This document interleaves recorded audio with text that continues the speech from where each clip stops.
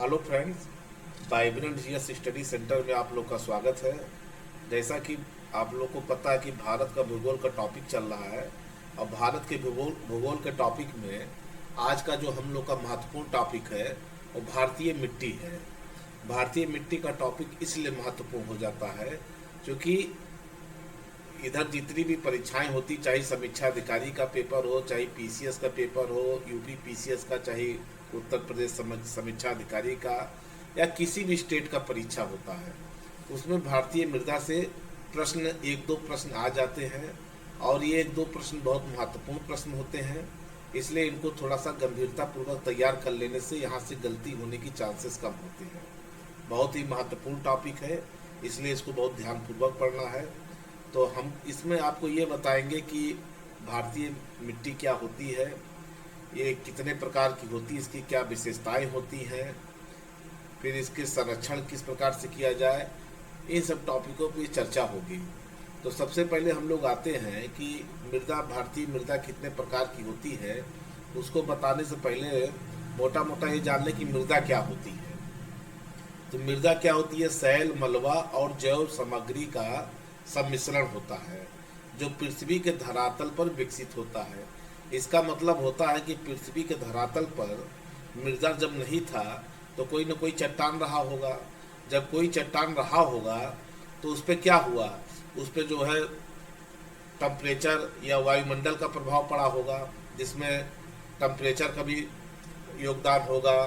Temperature कभी ठंडा रहा होगा, कभी गर्म रहा होगा। तो उसी प्रकार से इस पर जो है क्या होता है, अलग अलग मंडलों का प्रभाव पड़ता है। जिसमें मोटे तौर पे आप ये जान लीजिए कि मृदा के निर्माण में वायुमंडल का प्रभाव था, दूसरा क्या था, जलमंडल का प्रभाव था, तीसरा क्या है, स्थल मंडल का प्रभाव था, और चौथा आपका जैवमंडल का प्रभाव।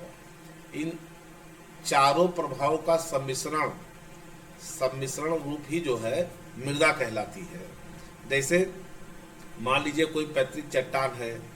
अब चट्टान है जिसमें टेम्परेचर पड़ेगा, जब हाई टेम्परेचर रहेगा तो क्या होगा, धीरे धीरे धीरे धीरे जो मिट्टी के कण है या पत्थर के कण है या सैल के कण है वो क्या होते हैं, फैलते हैं। फिर उसके बाद क्या होता है, ठंडी के समय क्या होता है, उनमें डेंसिटी बढ़ती है। तो इस तरीके से क्या होता है कि फैलाव सिकुड़न की वजह से जो है धीरे धीरे चट्टानें ढीली होने लगती हैं।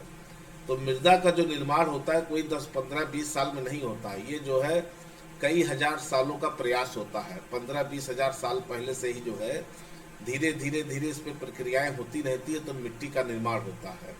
फिर उस पर क्या होता है, जब बारिश होती है तो मिट्टी के कणों के बीच में क्या होता है, पानी चला आता है। पानी चला आता है, फिर उसके बाद जो है पानी फिर अपने एरिया को जो है भरने का प्रयास करता है। फिर वाष्पीकरण की प्रक्रिया होती है। तीसरा हमने आपको बताया स्थल मंडल के विषय में, आपसे मैंने चर्चा कर ही दिया था कि स्थल मंडल क्या है, पैतृक चट्टान है। तो इस तरीके से ये 3 मंडल महत्वपूर्ण हो गए। जब 3 मंडल महत्वपूर्ण हो गए तो चौथा मंडल ये कैसे पीछे रह जाए, ये जैव मंडल है। जैव मंडल है कि जब मृदा का पैतृक चट्टान के कण जब आपस में छोटे छोटे टुकड़ों में टूटने लगते हैं, उस पर पानी जो है पानी ऊपर से गिरता है तो उसमें क्या होता है, अक्षय अपर्दन होता है। फिर उसके बाद सारी प्रक्रियाओं होने के बाद क्या उसमें पेड़ पौधे उगना प्रारंभ कर देते हैं, छोटे मोटे जीव प्रवेश करना प्रारंभ कर देते हैं। फिर वो पेड़ पौधों से पत्तियां गिरती हैं, फिर वो पत्तियां सड़ने लगती हैं। सड़ने के बाद जो उसमें ह्यूमस बढ़ने लगता है। तो इस प्रकार से जो है ये सारी प्रक्रियाओं का सम्मिलित रूप ही मृदा के निर्माण में योगदान देती है। अब आते हम लोग जो है भारत में मृदाओं के वर्गीकरण के विषय में चर्चा करते हैं, क्योंकि ज़्यादातर क्वेश्चन यहीं से पूछे जाते हैं। तो भारत में जो मृदाओं का वर्गीकरण हुआ है वो 8 प्रकार से हुआ है। 8 प्रकार से मृदाओं का वर्गीकरण हुआ है। ये जो 8 प्रकार से मृदाओं का वर्गीकरण हुआ है इसको आईसीएआर ने किया था, आईसीएआर द्वारा किया गया है, अर्थात इंडियन काउंसिल एग्रीकल्चर रिसर्च, भारतीय कृषि अनुसंधान परिषद, इसको हिंदी में कहते हैं भारतीय कृषि अनुसंधान परिषद आईसीआर द्वारा भारतीय मृदा को 8 भागों में विभाजित किया गया है। अब हम लोग क्या करते हैं कि एक एक मृदा के विषय में चर्चा करते हैं। तो पहले हम लोग ये जानने का प्रयास करें जो 8 प्रकार की मृदाओं को विभाजित किया गया कौन कौन सी मृदाएं हैं। नंबर 1 पर देखिए काली मृदा है, दूसरे पे देखिए लैटराइट मृदा है, तीसरे पे देखिए जलोढ़ मृदा है और चौथे पे देखिए लाल और पीली मृदा है। उसके बाद 5वें नंबर पे शुष्क मृदाएं होती हैं, 6ठे नंबर पे लवणीय मृदाएं होती हैं, 7वें नंबर पे पीठ में मृदाएं हैं और 8वें नंबर पे वन मृदाएं हैं। तो ये जो भारतीय मृदाओं का वर्गीकरण किया गया है, ये भारतीय मृदाओं का जो वर्गीकरण किया गया है 8 प्रकार से किया गया है। 8 प्रकार के विषय में आपसे भी चर्चा हो चुकी है। अब हम लोग क्या करेंगे, एक एक मृदा के विषय में विधिवत चर्चा करते हैं जहां से क्वेश्चन पूछा जाता है।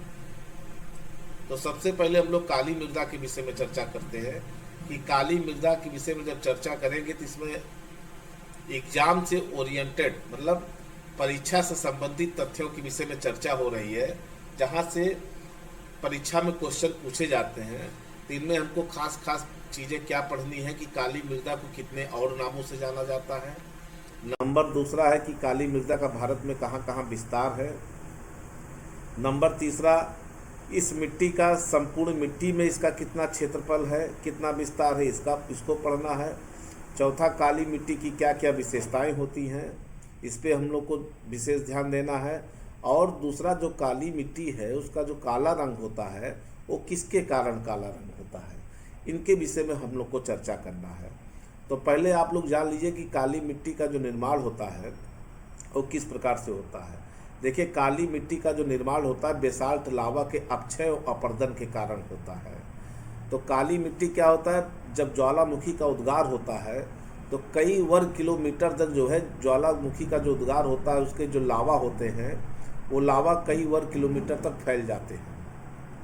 लावा जो है कई वर्ग किलोमीटर तक फैल जाते हैं और जब वो लावा सूखता है तो सूखने के बाद क्या होता है, वो काली मिट्टी का रूप ले लेता है, उसी से काली मिट्टी का निर्माण होता है।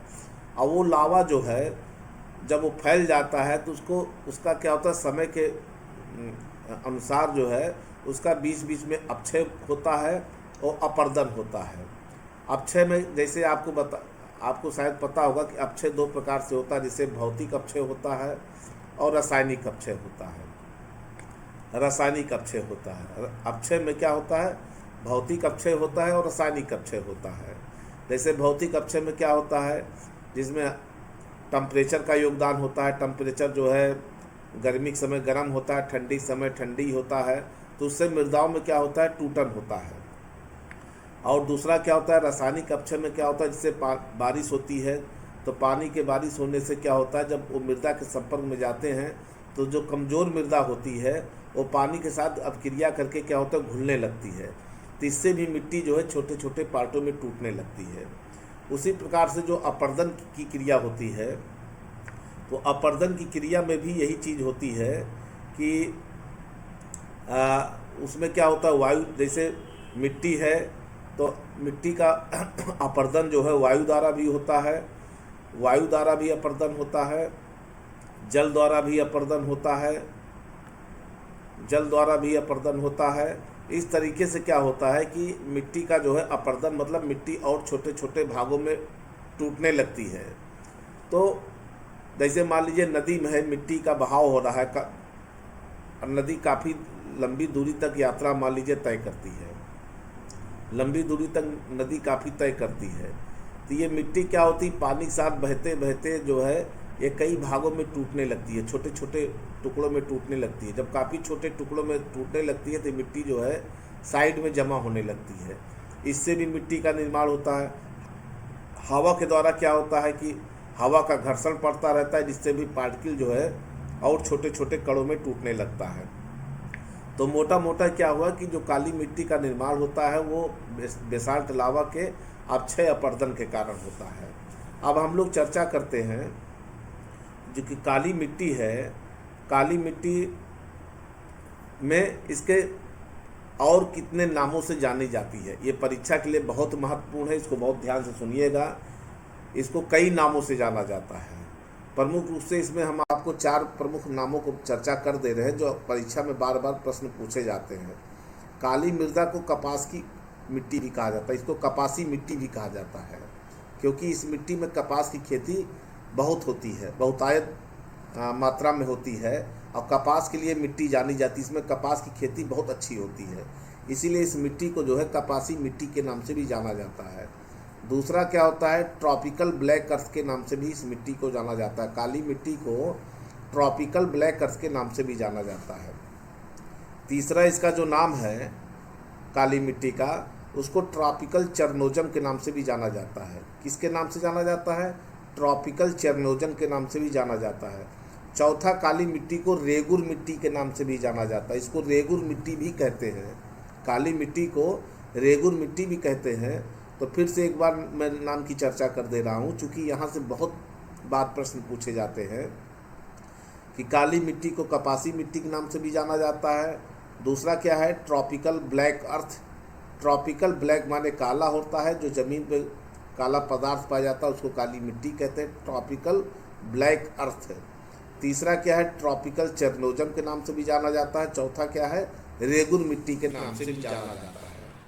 दूसरा बातें हम लोग यहाँ पे चर्चा कर देते हैं, जो 5वें नंबर पे लिखा है, ध्यान देंगे कि इसका जो काला रंग है वो काला रंग जो है किस कारण से होता है। तो काला रंग इसमें काली मिट्टी में एक तो ह्यूमस की मात्रा होती है। अभी ह्यूमस की मात्रा मैंने आपसे चर्चा कर दिया था कि जो जीव जंतु होते हैं मिट्टी के ऊपर, या पेड़ पौधे उनकी पत्तियां होती, जब वो मतलब क्या होता है, उनका जो अवशिष्ट पदार्थ होता है वो धीरे धीरे क्या होता है कि सड़ने गलने लगता है। हाँ, उनका बैक्टीरिया द्वारा क्या है अपघटन किया जाता है या सड़ने गलने लगता है। तो उसके बाद क्या होता है, मिट्टी में मिल जाते हैं। वो मिट्टी में मिल जाते हैं तो उससे ह्यूमस का निर्माण होता है। ह्यूमस का निर्माण होता है, और जब ह्यूमस का निर्माण हो जाता है तो ह्यूमस क्या है, उपजाऊपन की क्षमता को और बढ़ा देती है। इससे क्या होता है, मिट्टी की जो उपजाऊ क्षमता है वो और अधिक बढ़ जाती है। और दूसरा, इसके रंग में भी जो है कालापन आ जाता है। ह्यूमस के कारण भी मिट्टी के रंग में कालापन आ जाता है। दूसरा क्या है कि इसमें जो है तत्व पाया जाता है, टिटैनी, फेरस, मैग्नेटाइट। बहुत ध्यान से इसको आप लोग सुनिएगा, परीक्षा में प्रश्न पूछा जा सकता है कि काली मिट्टी में जो काला रंग होता है वो किसके किसके कारण होता है।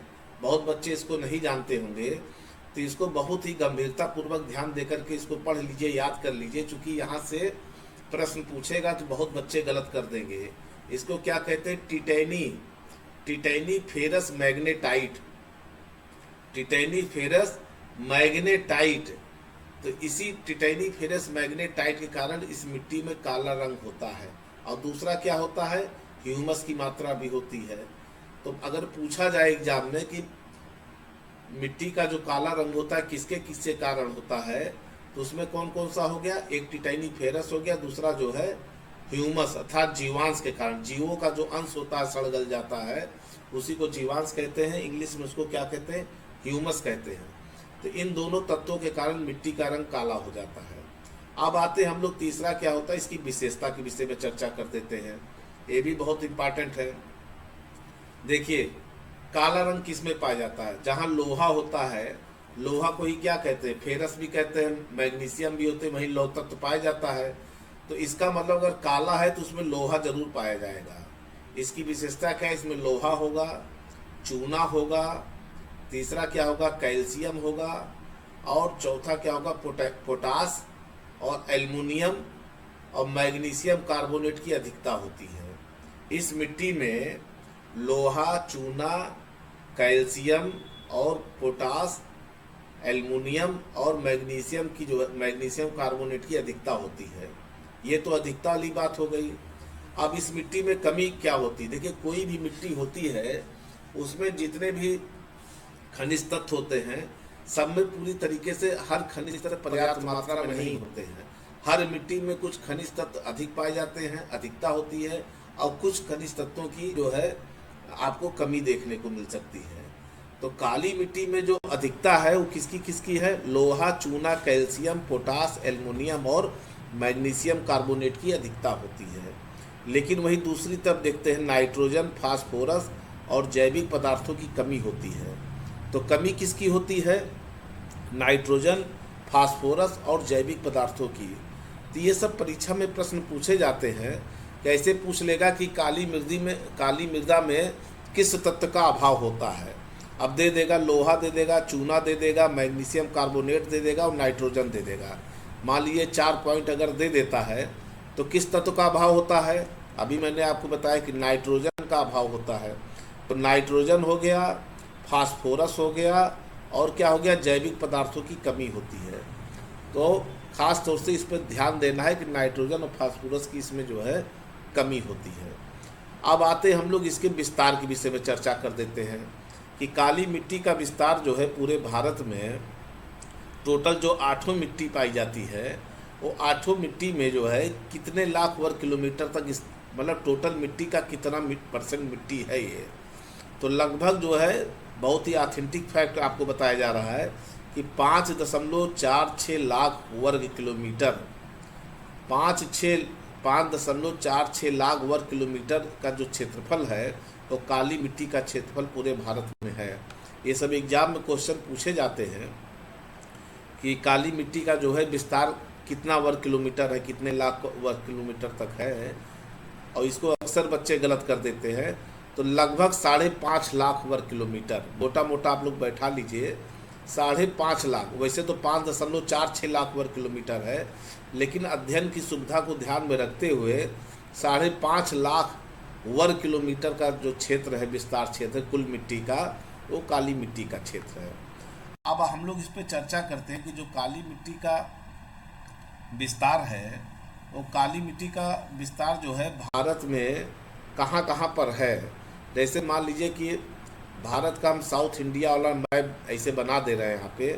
तो ये वाला जो क्षेत्र है, ये वाला देखिए, ये वाला क्षेत्र है, इधर थोड़ा गुजरात का क्षेत्र हो गया, इधर मालवा का क्षेत्र हो गया। ये देखिए इस पे बना दे रहे हैं, ये काली मिट्टी का विस्तार क्षेत्र है। देखिए दक्कन का पठार हो गया, दक्कन के पठार का जो है अधिकांश भाग जो है वो काली मिट्टी के क्षेत्र में है। दूसरा क्या है कि इसमें दक्कन के पठार के अधिकार क्षेत्र में कौन कौन से आ जाते हैं, जैसे महाराष्ट्र आ गया। देखिए महाराष्ट्र वाला क्षेत्र है, देखिए ये महाराष्ट्र वाला क्षेत्र हो गया, महाराष्ट्र हो गया। इधर थोड़ा सा एमपी वाला क्षेत्र हो गया। देखिए ये आपका जो है झांसी ललितपुर के पास जो है ग्वालियर का क्षेत्र हो गया, ललितपुर का क्षेत्र हो गया। यहाँ इसके आसपास जो है मालवा का क्षेत्र हो गया। देखिए मालवा का क्षेत्र, ये देखिए मालवा का क्षेत्र ही मध्य प्रदेश में है, यहाँ पे काली मिट्टी का क्षेत्र है। उसके बाद जो है कहाँ पड़ता है, गुजरात में। गुजरात में देखिए काली मिट्टी का, देखिए गुजरात में कपास की खेती खूब होती है। गुजरात में महाराष्ट्र में दोनों जगह कपास की खेती होती है। तो इसका मतलब अगर कपास की खेती बहुतायत मात्रा में हो रहा है तो वहाँ पर काली मिट्टी जरूर होगी। तो क्या होगा यहाँ पे देखिए, गुजरात हो गया, महाराष्ट्र हो गया और मध्य प्रदेश। मध्य प्रदेश में जो मालवा का पठार है, आप लोग मैप में देखिएगा, मालवा का जो पठार है, यहाँ पे मालवा का पठार है, देखिए यहीं पे मालवा का पठार है। तो मालवा के पठार पे देखिए काली मिट्टी वाला क्षेत्र है जहाँ पर कपास की खेती होती है। यहाँ पर भी खूब कपास होता है, इसका मतलब काली मिट्टी, जैसे कपास हो गया, प्याज हो गया, गन्ना हो गया। गन्ना भी काली मिट्टी में खूब होता है और बड़ा मीठा गन्ना होता है। तो ये इसका मतलब है कि यहाँ काली मिट्टी का क्षेत्र है। इधर तेलंगाना का क्षेत्र हो गया, तेलंगाना का देखिए क्षेत्र, देखिए यहाँ पे मैप में देखिए ये तेलंगाना हो गया। इधर देखिए ये इधर वाला पोर्शन आंध्र प्रदेश हो गया। तो तेलंगाना आंध्र प्रदेश वाला जो इधर तेलंगाना वाला जो क्षेत्र हो गया, ये भी क्या है, काली मिट्टी का क्षेत्र है। फिर आंध्र प्रदेश का क्षेत्र देखिए, रायलसीमा वगैरह सब यहीं पे है। देखिए यहाँ पर भी जो है काली मिट्टी का क्षेत्र है। तथा ये कर्नाटक का क्षेत्र है, देखिए यहाँ पे कर्नाटक है, कर्नाटक का क्षेत्र हो गया। तो भारत में काली मिट्टी जो है लगभग इन्हीं क्षेत्रों में पाई जाती है। तो मुझे लगता है कि अब काली मिट्टी के विषय में आप लोग काफ़ी कुछ जान गए। ये जितनी बातें बताई जा रही हैं इसको बहुत ध्यान से सुनिएगा, क्योंकि परीक्षा में यहाँ से क्वेश्चन बहुत पूछे जाते हैं और हम आपको वही चीज़ बता रहे हैं जो परीक्षा में प्रश्न पूछे जाते हैं। अगर इसका फाउंडेशन बैच अभी इसका फाउंडेशन बैच नहीं चल रहा है, भविष्य में हम लोग फाउंडेशन बैच भी चलाने वाले हैं। अभी केवल हम लोग परीक्षा को ध्यान में रख करके ही जो है ये वीडियो बनाया जा रहा है।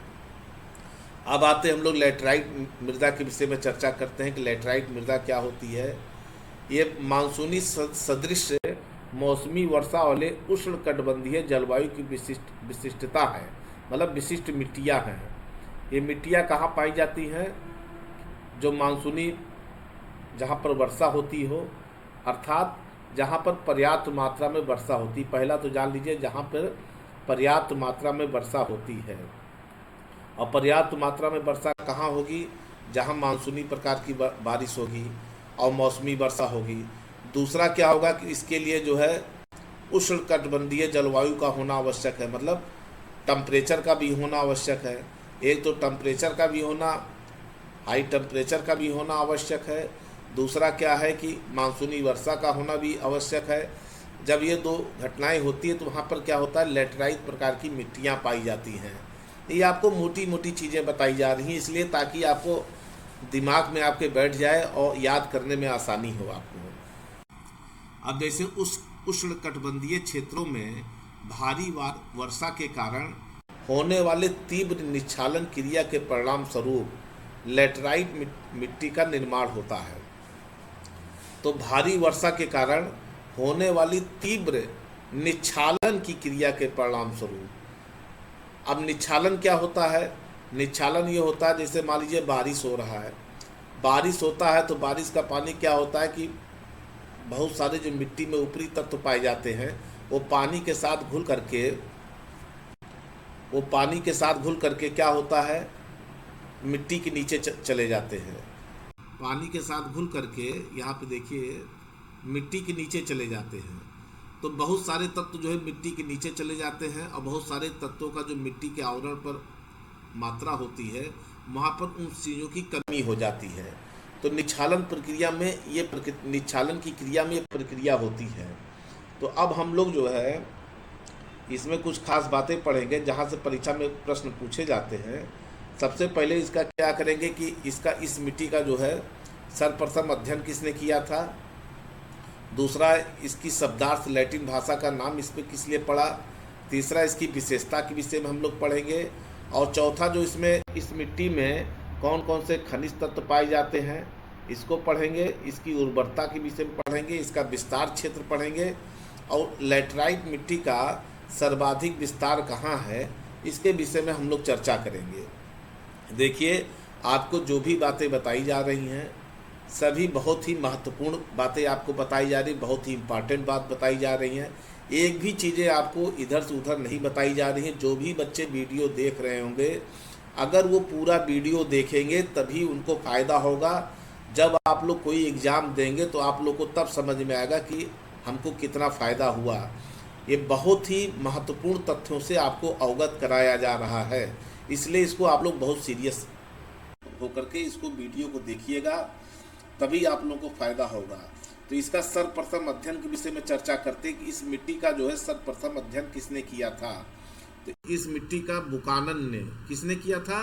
बुकानन ने किया था। इसका सर्वप्रथम अध्ययन कब किया था?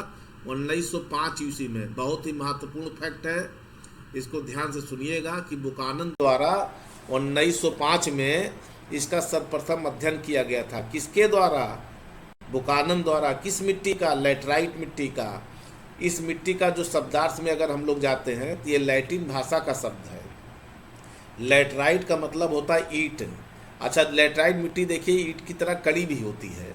जब भी लैटराइट मिट्टी की बात आ जाए, लैटराइट, तो आपके दिमाग में ईंट शब्द दिमाग में घूम जाना चाहिए। अगर ईंट शब्द दिमाग में घूम जाएगा तो आपको ये समझ में आ जाएगा कि ये मिट्टी जो है अधिकतर पथरीली इलाकों में होता है। और ये मिट्टी में जो है मतलब दोमट मिट्टी या अन्य मिट्टियों की अपेक्षा इसका जो कैरेक्टर होता है वो अलग प्रकार का होता है।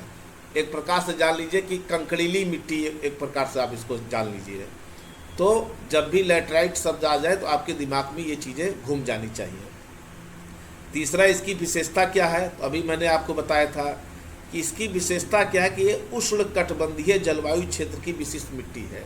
अर्थात ये मिट्टी वहीं पर पाई जाएगी जहाँ पर ज़्यादा टेम्परेचर होगा। अर्थात उष्णकटिबंधीय, जैसे भारत क्या है, भारत उष्णकटिबंधीय क्षेत्र में पड़ता है ना, उष्ण और उपोष्ण कटिबंधीय क्षेत्र में भारत पड़ता है, लेकिन बृहद रूप से माना जाता है कि भारत जो है उष्ण कटिबंधीय क्षेत्रों में स्थित है। उसी प्रकार से इस मिट्टी की विशेषता क्या है कि उष्ण कटिबंधीय जलवायु क्षेत्र की विशेष प्रकार की मिट्टी है। दूसरा, पहाड़ी या पठारी इलाकों में ये मिट्टी पाई जाती है। पहाड़ी और पहाड़ी इलाकों में मिट्टी पाई जाती है जहाँ पर्याप्त मात्रा में बारिश होती हो। और पर्याप्त मात्रा में बारिश अभी मैंने आपसे चर्चा किया था कहाँ होगी, जहाँ पर मानसूनी प्रकार की बारिश होती। जहाँ मानसूनी प्रकार की बारिश होती वहीं पर बारिश की मात्रा सबसे ज़्यादा होती है। ये आपके दिमाग में बैठाने के लिए मैं बोल रहा हूँ। इससे अगर आप इस तरीके से पढ़ेंगे तो आपके दिमाग में चीज़ें क्लिक कर जाएंगी। अब आते हैं हम लोग इसके खनिज तत्व में, कौन कौन से खनिज तत्व इसमें पाए जाते हैं। इसके पहले मैंने आपसे चर्चा किया था कि कोई भी मिट्टी होती है उसमें जितने भी खनिज तत्व हैं, सारे खनिज तत्व पर्याप्त मात्रा में नहीं पाए जाते हैं। कुछ खनिज, हर मिट्टी में कुछ खनिज तत्वों की अधिकता होती है और कुछ खनिज तत्वों की जो है न्यूनता भी होती है।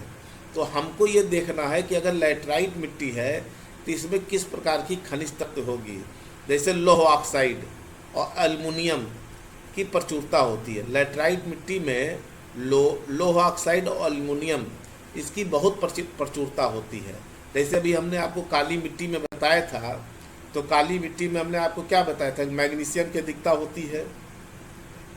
उसी प्रकार से लैटराइट मिट्टी में भी लौह तत्व की प्रचुरता होती। देखिए आपका जो है ये कर्नाटक वाला क्षेत्र है, ये देखिए यहाँ पर लैटराइट मिट्टी पाई जाती है। यहाँ लोहे की खदान बहुत है। देखिए यहाँ पे हो गया आपका छत्तीसगढ़, जानते होंगे, यहाँ दंतेवाड़ा एक ज़िला है छत्तीसगढ़ में।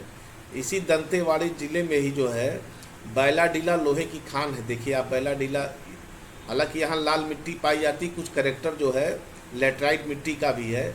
तो बैलाडीला जो लोहे की खान है, देखिए बहुत उत्तम कोट का लोहा यहाँ मिलता है। इधर इसी से सटा देखिए कर्नाटक का क्षेत्र है और इधर से सटा जो है आपका उड़ीसा वाला भी क्षेत्र है। देखिए सब लोहे का क्षेत्र है पूरा।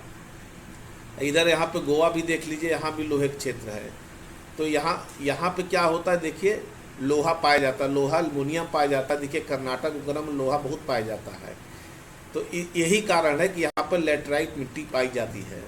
तो लैटराइट मिट्टी की विशेषता क्या हो गई कि लौह ऑक्साइड और एल्युमिनियम की ऑक्साइड की प्रचुरता है, इसलिए यहाँ लोहा पाया जाता है।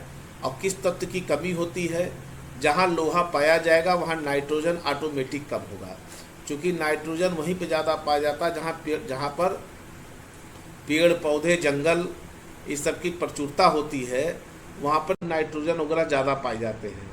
तो यहाँ पर उस प्रकार के वन नहीं पाए जाते हैं।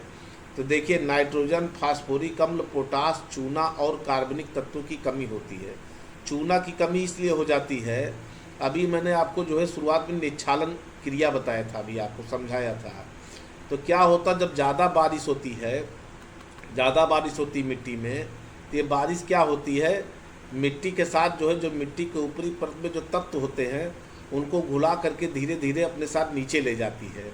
जब नीचे ले जाती है तो इसी को कहते हैं निच्छालन की क्रिया कहते हैं। तो बहुत सारी मिट्टी जब नीचे चली जाती है, मिट्टी के तत्व नीचे चले जाते हैं, तो ऊपर जो बच जाता है वहाँ पे क्या बचता है, क्षार की मात्रा, मतलब क्षार जो है मिट्टी के साथ घुल करके नीचे चला जाता है, तो मिट्टी के ऊपर क्या बचता है, अम्ल बचता है। इसलिए लैटराइट मिट्टियाँ अम्लीय प्रवृत्ति की मिट्टियाँ भी होती हैं, क्योंकि इसके साथ जो है क्षार घुल जाता है। क्षार वहीं पर ज़्यादा पाया जाता है। थोड़ा इसके विषय में और आपको बता दें, जैसे जहाँ बारिश होती है, बारिश तो होती है, लेकिन बारिश की अपेक्षा जो है उसी दर से वाष्पीकरण भी अगर हो, वाष्पीकरण जो है बारिश की अपेक्षा ज़्यादा होने लगता है, तो मिट्टी में ऐसे स्थानों पे देखिए ऊपर क्या होता है, क्षार की संख्या ज़्यादा होती है, मतलब मिट्टी बेसिक होता है, क्षारीय होता है, क्षारीय तत्व मिट्टी में ज़्यादा पाया जाता है। लेकिन जहाँ बारिश ज़्यादा होती है और उस मात्रा में अगर वाष्पीकरण नहीं होता है, तो उस प्रकार की मिट्टी को अम्लीय मिट्टी कहते हैं। ये मोटा मोटा कॉन्सेप्ट आप लोग जान लीजिए। तो अभी मैं लैटराइट मिट्टी के विषय में यही चर्चा कर रहा था कि ये मिट्टी वहीं पाई जाती है जहाँ बारिश ज़्यादा होती है, टेम्परेचर ज़्यादा होता है। तो बारिश के होने से क्या होता है कि मिट्टी का जो क्षार तत्व होता है, अर्थात चूना तत्व जो होता है वो मिट्टी के साथ घुल करके मिट्टी के नीचे चला जाता है, जमीन के नीचे चला जाता है। ऊपर क्या बचता है? एल्युमिनियम बचता है, अम्ल बचता है। तो इस प्रकार से नाइट्रोजन, फास्फोरस अम्ल, पोटास और चूना और कार्बनिक तत्वों की कमी होती है। किसकी कमी होती है? नाइट्रोजन की होती है, फास्फोरिक अम्ल की होती है, पोटास की होती है, चूना की होती है और कार्बनिक तत्वों की कमी होती है। और अधिकता किसकी होती है? लौ ऑक्साइड की होती है, एल्युमिनियम की होती है। इस प्रकार से इस मिट्टी में देखिए कहवा, काफ़ी, चाय की पत्ती की खेती बहुत पर्याप्त मात्रा में होती है, क्योंकि ये सब फसलें वहीं पर होती हैं जहाँ पर मिट्टी में अम्लीयता होती है। क्या होती है? अम्लीयता होती है, अम्लीयता होती है और अधिकतर बारिश भी होती है। तो जब अम्लीयता होगी, अधिक बारिश होगी, तो वहाँ पर ऑटोमेटिक जो है कौन सी मिट्टी पाई जाएगी? लैटराइट मिट्टी पाई जाएगी। अब आते हम लोग उर्वरता के विषय में करते हैं चर्चा।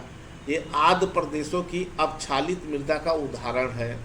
आर्द्र प्रदेश का मतलब जहाँ ज़्यादा बारिश होगा। अब आते हैं तीसरा, इसका जो महत्वपूर्ण पॉइंट है, बहुत विशेष ध्यान देने की ज़रूरत है कि इस मिट्टी का जो है भारत में विस्तार कितना टोटल है।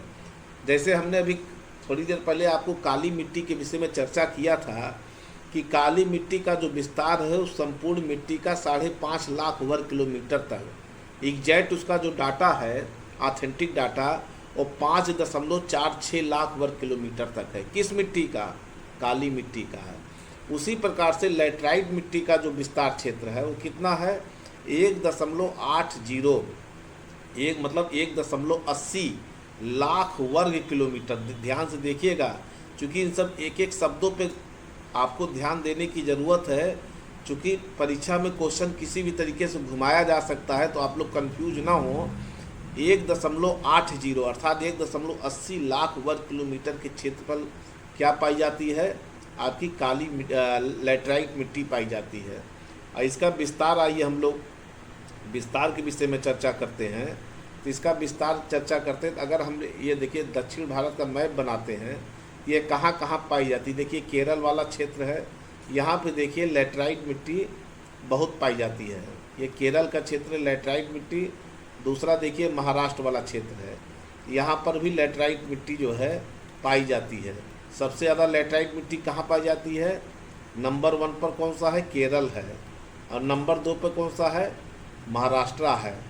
तो इसलिए इस चीज़ को आप लोग बहुत लोग हल्के दिमाग से मत सुनिएगा, बहुत ही महत्वपूर्ण टॉपिक है कि सबसे ज़्यादा लैटराइट मिट्टी जो पाई जाती है वो केरला में पाई जाती है। तो इन एक एक शब्दों पे गौर देने की ज़रूरत है, क्योंकि परीक्षा में कहीं से भी क्वेश्चन पूछा जा सकता है। और जितने पॉइंट आपको बताए जा रहे हैं सारे बहुत ही महत्वपूर्ण पॉइंट हैं, तो इसको बहुत ही गंभीरतापूर्वक सुनने की आवश्यकता है इसको। अब आते हम लोग जलोढ़ मिट्टी या दोमट मिट्टी। देखिए जलोढ़ मिट्टी को अंग्रेजी में क्या कहते हैं? एलुवियल सॉइल कहते हैं। क्या कहते हैं? एलुवियल सॉइल कहते हैं। इसको जो है जलोढ़ मिट्टी भी कहते हैं, और इसको क्या कहते हैं? दोमट मिट्टी के नाम से भी जाना जाता है। बहुत बच्चों में कन्फ्यूजन होता है, जलोढ़ याद कर लेते हैं, पूछ लेता है एग्जाम में दोमट मिट्टी, तो कन्फ्यूज हो जाते हैं कि दोमट मिट्टी शायद कुछ अलग मिट्टी होती होगी। तो बहुत ही आप लोग ध्यान से सुनिएगा कि जलोढ़ मिट्टी और दोमट मिट्टी दोनों प्रकार की मिट्टियाँ एक ही मिट्टी होती हैं, या इसको एलुवियल सॉइल भी कहते हैं। अंग्रेजी में ना जान करके, एलुवियल अंग्रेजी शब्द है, इसको हिंदी में भी याद करे रहिए। एलुवियल ऐसे, एलुवियल सॉइल किसी भी प्रकार से एग्जाम में जो है कंफ्यूज कराने के लिए पूछा जा सकता है। तो ये प्रकार की मिट्टियाँ कहाँ पाई जाती? देखिए मोटी मोटी चीज़ जान लीजिए कि नदियों के द्वारा बहाई गई लाई गई मिट्टी दोमट या जलोढ़ मिट्टी कहलाती है। जैसे कोई मिट्टी होती है मान लीजिए, और नदी के द्वारा वो बहते बहते बहते बहते जो है उस मिट्टी का आकार, जैसे यहाँ पर ज़्यादा मोटी मिट्टी होगी, बहते बहते घिसते घिसते घिसते मिट्टी छोटी हो जाती है। जब मिट्टी का कण का आकार छोटा हो जाता है तो किनारे जमा होने लगता है, और ये अवसाद के रूप में जमा होने लगता है। इस प्रकार की मिट्टियाँ जो है बहुत ही उपजाऊ प्रकार की मिट्टी होती हैं।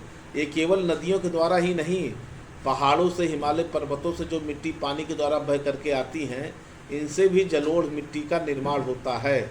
देखिए इनका निर्माण हिमालयी प्रायद्वीपीय नदियों द्वारा भी लाए गए अवसादों या आपसी सागर द्वारा जो गाद जमा किया जाता है उसके द्वारा भी जलोढ़ मिट्टी का निर्माण होता है। अगर कुछ बच्चों को ना समझ में आया हो तो इसको इस तरीके से फिर से समझा दिया जा रहा है आपको। देखिए, जलोढ़ मिट्टी का जो निर्माण होता है वो पानी के द्वारा, बहाव के द्वारा ही होता है। मोटा मोटा कॉन्सेप्ट आप जान लीजिए। तो पानी के द्वारा कहाँ कहाँ बह सकता है? ये तो हिमालय से जो नदियाँ आती हैं तो क्या करती हैं कि घर्षण करते हुए आती हैं, उनके साथ मिट्टी भी रगड़ते हुए आती है, और नीचे आकर के मिट्टी का घाटी में जब मिट्टी नदी पहुंचती है, पानी पहुंचता है, तो देखिए क्या होता है, मैदानी इलाकों में वो मिट्टी जमा होने लगता है, तो उसका आकार छोटा होने लगता है, बहुत ही उपजाऊ प्रकार की मिट्टी होती है। दूसरा, नदी के काफ़ी लंबी दूरी यात्रा करने के बाद भी जो है नदी के मुहाने के पास भी वहाँ जलोढ़ प्रकार की मिट्टी पाई जाती है। मैदानी इलाकों में भी, समतल एरिया में भी जलोढ़ प्रकार की मिट्टी पाई जाती है। आप प्रायद्वीपीय भारत में भी अगर जा कर के देखेंगे, जैसे गोदावरी, कृष्णा, कावेरी नदियाँ होती हैं, ये भी जो है यहाँ पर जो है क्या करती हैं, जलोढ़ मृदा का निर्माण करती हैं। और जो समुद्र तल होता है, समुद्र में देखिए, समुद्र का पानी जब पीछे की तरफ आता है, स्थल की तरफ, तो क्या करता है कि यहाँ पर भी जो मिट्टी का निर्माण होता है, इससे भी जलोढ़ मृदा का निर्माण होता है। तो आप लोग को मोटा मोटा समझ में आ गया होगा कि जलोढ़ मृदा का निर्माण किस प्रकार से होता है। तो ये मिट्टी जो होती है बहुत ही उपजाऊ मिट्टी होती है। तो आइए हम लोग जो है इसके विषय में जो है कुछ विशेष बातें देते। पहले इसका क्षेत्रफल देखते हैं, इसका विस्तार क्षेत्र देते हैं, भारत में इसका विस्तार क्षेत्र कहाँ कहाँ है, इसका रंग किस प्रकार का है, रंग से भी क्वेश्चन पूछा जाता है, गठन से भी क्वेश्चन पूछा जाता है, और उसमें खनिज तत्वों के विषय में ही क्वेश्चन खूब पूछा जाता है कि इस मिट्टी में किस खनिज तत्व की अधिकता होती है और किस खनिज तत्व की जो है न्यूनता होती है। तो आइए इसका क्षेत्रफल के विषय में सबसे पहले हम लोग चर्चा करते हैं कि इसका क्षेत्रफल कितना है। देखिए, इसका क्षेत्रफल जो होता है वो देश के कुल भू क्षेत्र का 33.5% क्षेत्र पर फैला हुआ है। कितने क्षेत्रफल पर? 33.5% क्षेत्र पर। इसको याद कर लीजिएगा, एग्जाम में सब क्वेश्चन बहुत पूछे जाते हैं। 33.5% भूभाग पर जो है कौन सी मिट्टी फैली हुई है? दोमट मिट्टी।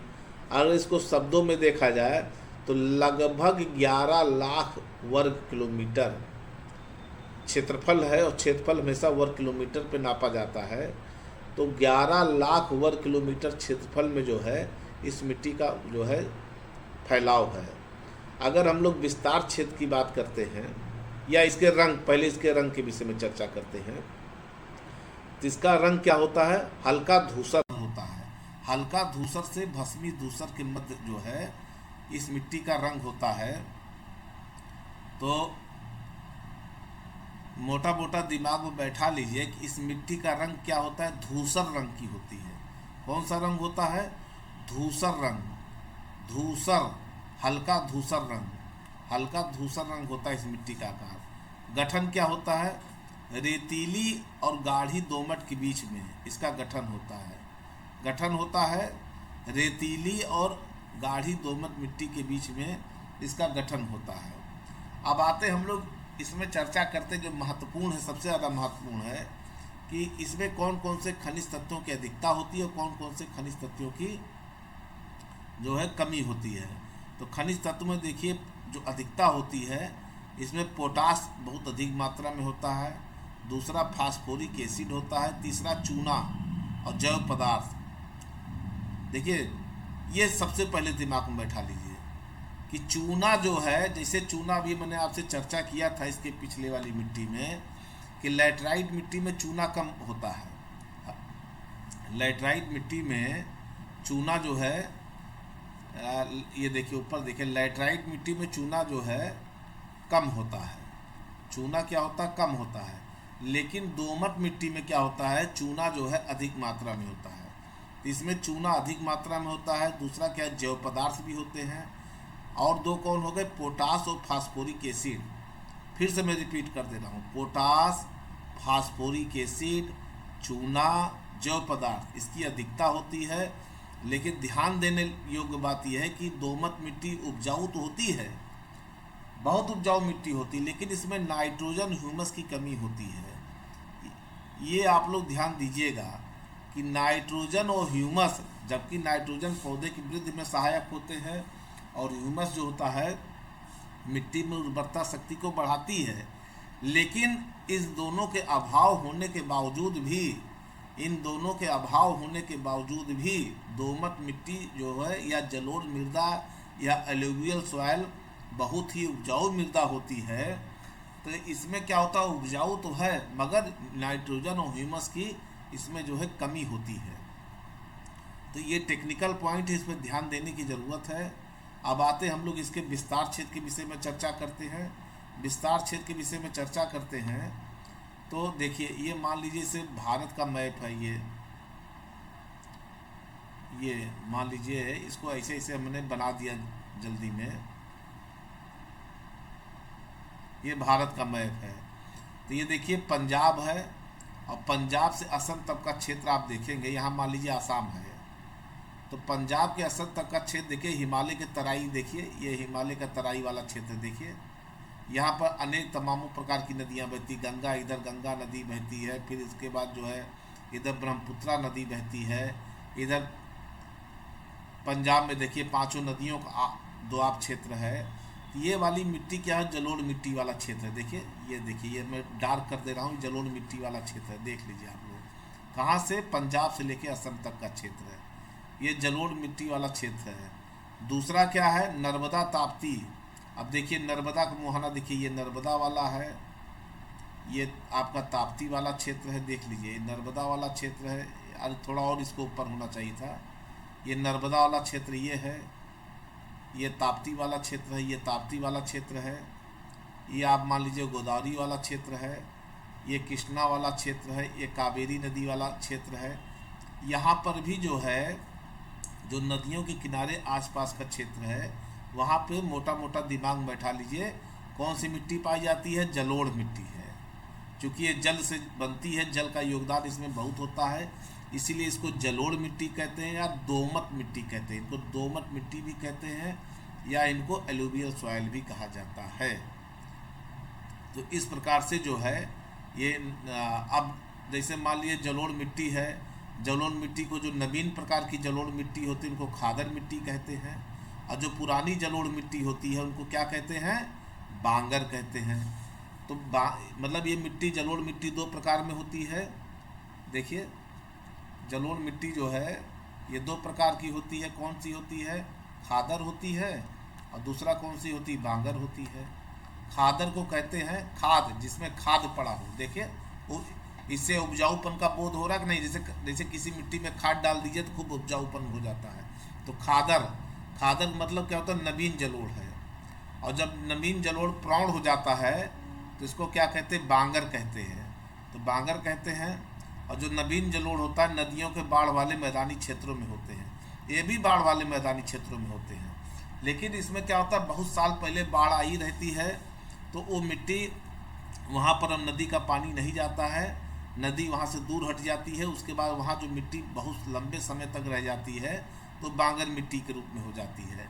इस प्रकार से जलोढ़ मृदा की अपेक्षा इसकी जो उपजाऊपन है उतना नहीं हो पाता है। जितना जलोढ़ मृदा उपजाऊ होता है उतना बांगर मृदा उपजाऊ नहीं होती है। और इसमें जो है नियमित, अगर इसको उपजाऊपन में लाना है तो इसमें उर्वरक की मात्रा नियमित रूप से, मतलब इसमें बार बार उर्वरक की मात्रा मिलाना पड़ेगा। और बांगर मिट्टी जो है गहरे पीले रंग की होती है, इसमें रेह का जमाव होता है। रेह मिट्टी में क्या होता है कि रेह मिट्टी को ही ऊसर मिट्टी भी कहा जाता है, जिसमें उपजाऊपन खत्म हो जाता है, तो इसको रेह या ऊसर मिट्टी भी कहते हैं। अब आ गया भाबर मिट्टी। इसका विस्तार क्षेत्र क्या होता है, शिवाली के गिरपदीय क्षेत्रों में होता है। भाबर मिट्टी में, भाबर मिट्टी के मोटा मोटा जान लीजिए कि जब हिमालय से नदियाँ ज़मीन पर उतरती हैं तो नदियों के साथ बहुत मोटे मोटे पत्थर आते, जो घिसते हुए पत्थर आते हैं। तो पत्थर क्या होते हैं कि जब नदी का जो गिरपद, हिमालय का जो गिरपद वाला क्षेत्र है, गिरपद मतलब तलहटी वाला क्षेत्र, तलहटी वाले क्षेत्र में पत्थर जो है रगड़ते घसते हुए आते हैं।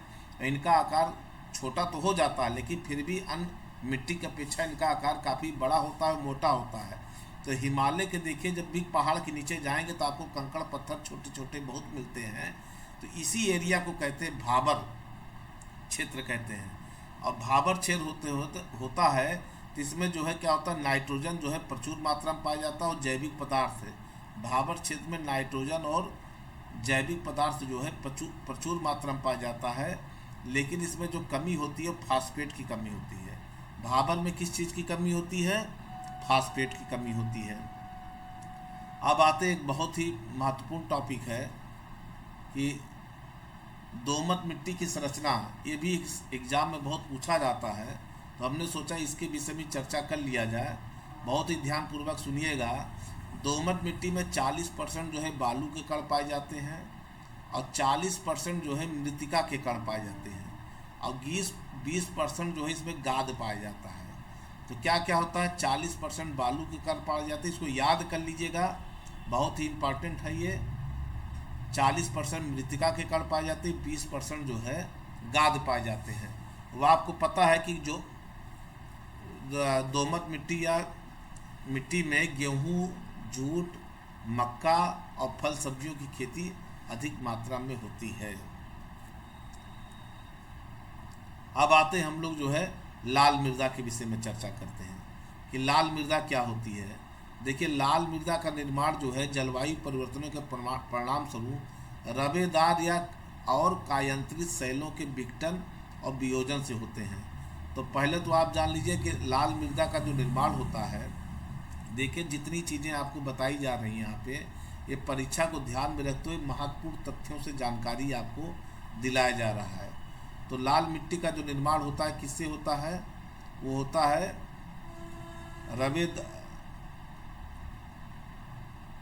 रवेदार और कायांतरित शैलों के विघटन से जो है लाल मिट्टी का निर्माण। विघटन मतलब टूटन से, विघटन एवं वियोजन से लाल मिट्टी का निर्माण होता है। तो इसलिए जो है दिमाग में रखिए कि लाल मिट्टी का जो है निर्माण जो होता है वो किससे होता है? ये देखिए, रवेदार और कायांतरित शैलों के विघटन और वियोजन से होता है। ये महत्वपूर्ण तथ्य है, इसको ध्यान में, इस तथ्य को ध्यान में रखिएगा। इसमें भी वही चीज़ हमको पढ़ना है कि विस्तार, रंग, विस्तार क्षेत्र और खनिज तत्व, किस खनिज तत्व की अधिकता होती है और किस खनिज तत्व की कमी होती है। ये भी यहाँ से भी प्रश्न पूछे जाते हैं। तो सबसे पहले हम लोग जान लेते हैं कि लाल मिट्टी में जो लालपन है ये किस कारण से होता है। लाल मिट्टी में जो लाल कण होता है वो फेरिक ऑक्साइड के कारण होता है। किसके कारण होता है? फेरिक ऑक्साइड के कारण। बहुत महत्वपूर्ण चीज़ है जो बताया जा रहा है, इसको दिमाग में आप लोग बैठा लीजिएगा। लाल रंग किसके कारण होता है? Ferric oxide. जैसे मिट्टी में क्या होता है? फेरस होता है, वो ऑक्सीजन से क्रिया करता है, तो क्या होता है, उसका जो कलर होता है वो लाल रंग होने लगता है। तो जो ऑक्सीजन से क्रिया करता है किस रूप में परिवर्तित होता है? फेरिक ऑक्साइड के रूप में हो जाता है। तो ये इसका जो लाल रंग होता है वो फेरिक ऑक्साइड के कारण होता है। फेरिक ऑक्साइड के कारण जो है लाल रंग होता है। बार बार मैं इस चीज़ को रिपीट कर रहा हूँ ताकि आपके दिमाग में बैठ जाए। दूसरा आता है कि लाल मिट्टी का जो इसमें महत्वपूर्ण चीज़ पूछा जाता है कि अभी मैं आपको बता ही रहा था कि हर मिट्टी का कितना विस्तार क्षेत्र होता है। तो लाल मिट्टी का विस्तार क्षेत्र होता है, भारत में जितनी भी मिट्टियाँ पाई जाती हैं उसका संपूर्ण मिट्टी का 8.7 लाख किलोमीटर क्षेत्रफल, मोटा मोटा 9 लाख किलोमीटर क्षेत्रफल तक जो है इस मिट्टी का विस्तार पाया जाता है। भारत में लाल मिट्टी का जो विस्तार है वो मोटे तौर पर 9 लाख वर्ग किलोमीटर क्षेत्रफल तक है। कितना है? 9 लाख वर्ग किलोमीटर क्षेत्रफल पर।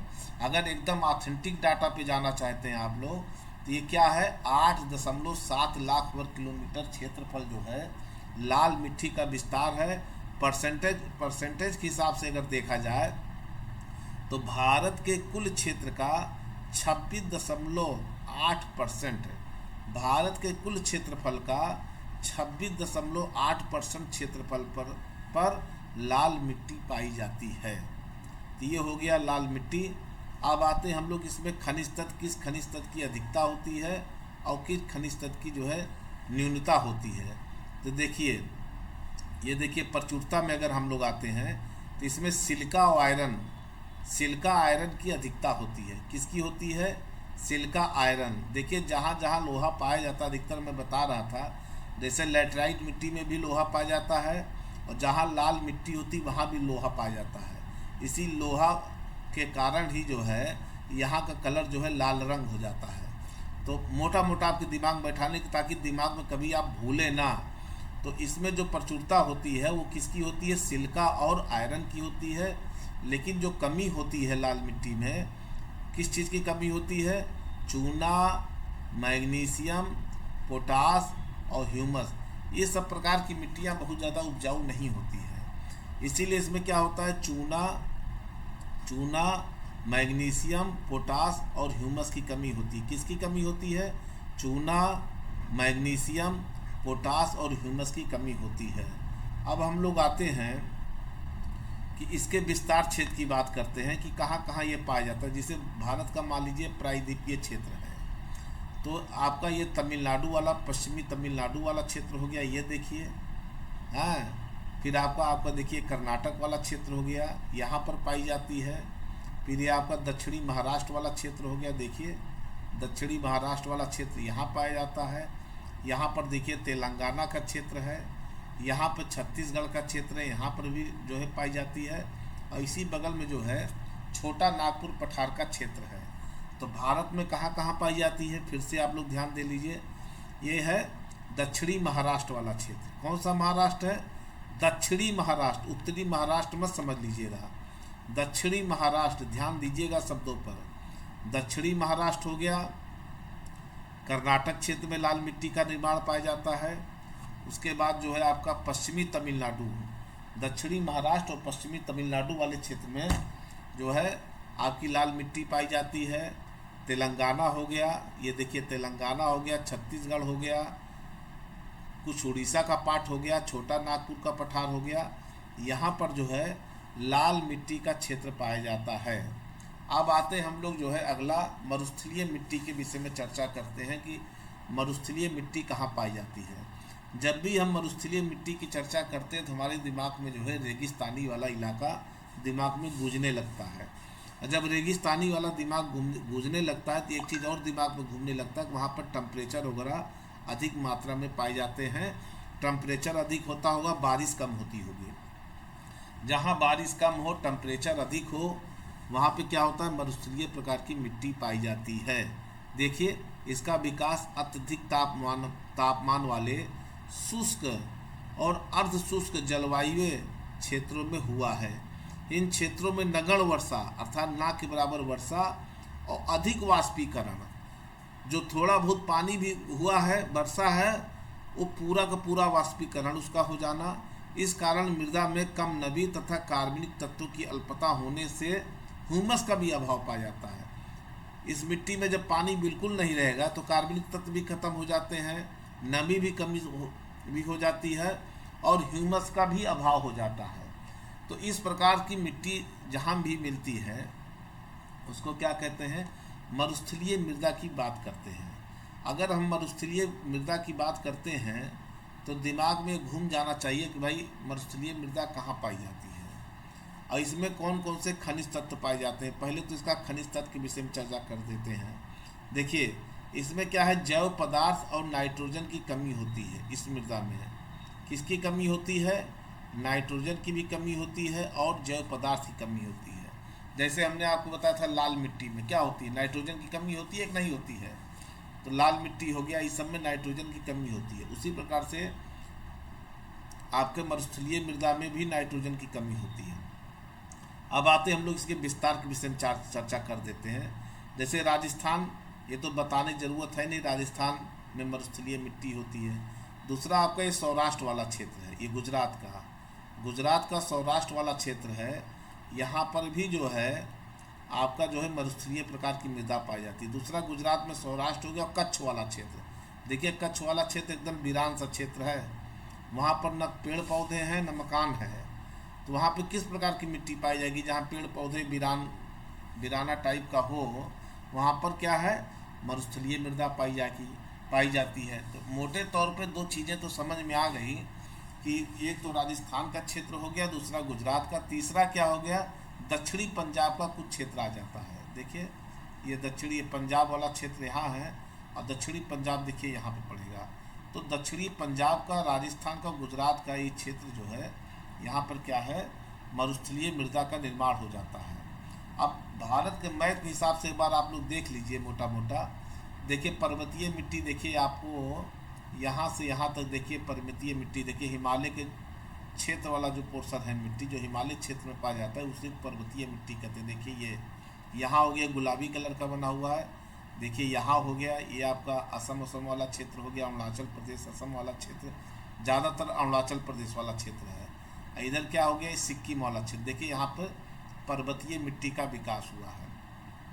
देखिए जलोढ़ मिट्टी जो नीले रंग का है, देखिए ये सब मैदानी इलाका, देखिए ज़्यादातर मैदानी इलाका जो नदियों के किनारे का क्षेत्र है। देखिए ये देखिए यहाँ पे आपका देखिए पंजाब वगैरह है, हरियाणा, पंजाब, उत्तर प्रदेश, बिहार, पश्चिम बंगाल, ये वाला क्षेत्र आप देख लीजिए। यहाँ पर क्या है, जलोढ़ मृदा का निर्माण हुआ है, मरुस्थलीय। और देखिए ये आपका जो है क्या है, ताप्ती नदी और नर्मदा नदी वाला क्षेत्र, देखिए भी जलोढ़ मिट्टी का क्षेत्र है। देख लीजिए अभी हमने आपसे जलोढ़ मिट्टी का क्षेत्र आपसे बताया था कहाँ कहाँ है। देखिए ये भी जलोढ़ मिट्टी का क्षेत्र है। समुद्र के पीछे हटने से जो समुद्र द्वारा मिट्टियाँ लाई जाती हैं उससे भी जलोढ़ मृदा का निर्माण होता है। अब आइए काली मिट्टी, देखिए ये पूरा दक्कन के पठारी क्षेत्र में देखिए काली मिट्टी का लगभग कितने क्षेत्रफल में फैला हुआ था, 5.46 लाख 5.46 लाख वर्ग किलोमीटर तक इस मिट्टी का क्षेत्रफल है। तो ये देखिए काली मिट्टी का क्षेत्र हो गया। अब लाल मिट्टी का क्षेत्र देखिए, ये देखिए लाल मिट्टी का अभी मैं आपको लाल मिट्टी का क्षेत्र बताया, कर्नाटक का क्षेत्र हो गया, पश्चिमी तमिलनाडु का क्षेत्रफल हो गया आपका। देखिए यहीं पे क्या है, छत्तीसगढ़ हो गया, छत्तीसगढ़ वाला क्षेत्र हो गया आपका देखिए तेलंगाना वाला क्षेत्र हो गया आपका, देखिए छत्तीसगढ़ वाला क्षेत्र हो गया आपका, यहाँ पे तेलंगाना वाला क्षेत्र हो गया आपका। यहाँ पर कौन सी मिट्टी पाई जाती है, लाल मिट्टी पाई जाती है। देखिए इधर आपका नागालैंड, थोड़ा बहुत असम का क्षेत्र, देखिए त्रिपुरा वगैरह क्षेत्र, यहाँ पर लाल मिट्टी पाई जाती है। फिर उसके बाद लैटराइट मिट्टी आपको बताए थे, लैटराइट मिट्टी के विषय में चर्चा की। देखिए यहाँ पश्चिमी भारत में लैटराइट मिट्टी पाई जाती है और थोड़ा बहुत पूर्वी भारत में देखिए ये पाई जाती है। ये कहाँ, उड़ीसा और पश्चिम बंगाल के इधर थोड़ा देखिए आप, यहाँ पर लैटराइट मिट्टी पाई जाती है। तो इस प्रकार से भारत की प्रमुख मृदाओं के विषय में हमने चर्चा कर दिया। अब आगे जो है मृदा के अगले भाग की तरफ हम लोग चर्चा करेंगे। आज जितनी भी बातें आपको बताई गई हैं, इस वीडियो को आप लोग पूरा देखेंगे तो लगभग मिट्टी से जो प्रश्न आते हैं 90-95% आने की संभावना यहाँ से रहेगी। बहुत ही महत्वपूर्ण वीडियो है। इस वीडियो को अगर आप लोग पूरा देखेंगे तो आप लोग को यकीन मानिए बहुत ज़्यादा लाभ होगा। और अगर ये वीडियो अच्छा लगता है तो आप लोग ज़्यादा से ज़्यादा लाइक भी करिए, इसको कमेंट भी करिए। किसी बच्चे को अगर कोई पॉइंट ना समझ में आए तो कमेंट बॉक्स में कमेंट करके पूछ भी सकता है। और इसको ज़्यादातर अपने मित्रों में भी शेयर करिए ताकि और बच्चों को भी जो है इसका अवसर का लाभ मिल सके। Thank you.